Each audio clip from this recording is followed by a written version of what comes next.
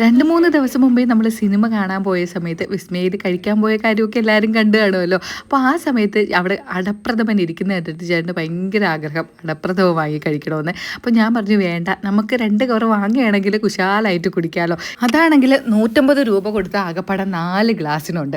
ഇതിപ്പോൾ 2 കവർ വാങ്ങിയാൽ നമുക്ക് എല്ലാവർക്കും ആവശ്യം പോലെ കുടിക്കാം. അങ്ങനെ അവിടുന്ന് തന്നെ നമ്മളങ്ങ് ശർക്കരയും പായസത്തിൻ്റെ ഇടയിലുള്ള എല്ലാ സംഭവങ്ങളും എടുത്തു.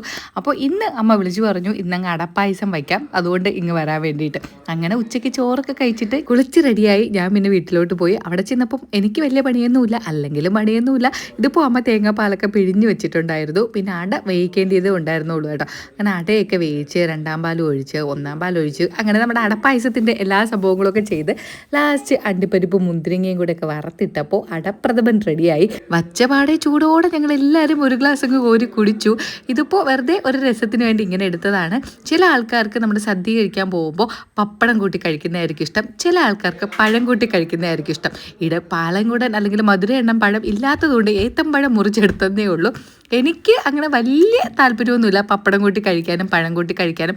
വെറുതെ ചൂടോടെ സ്പൂണിൽ കോരി കുടിക്കാനാണ് ഇഷ്ടം കേട്ടോ. ഇതിപ്പോൾ രണ്ടും ഞാനൊന്ന് ടേസ്റ്റ് ചെയ്ത് നോക്കിയെന്നേ ഉള്ളൂ. രണ്ടിനും 2 ടേസ്റ്റാണ്. നിങ്ങൾക്കിതിൽ ഏതാ ഇഷ്ടം?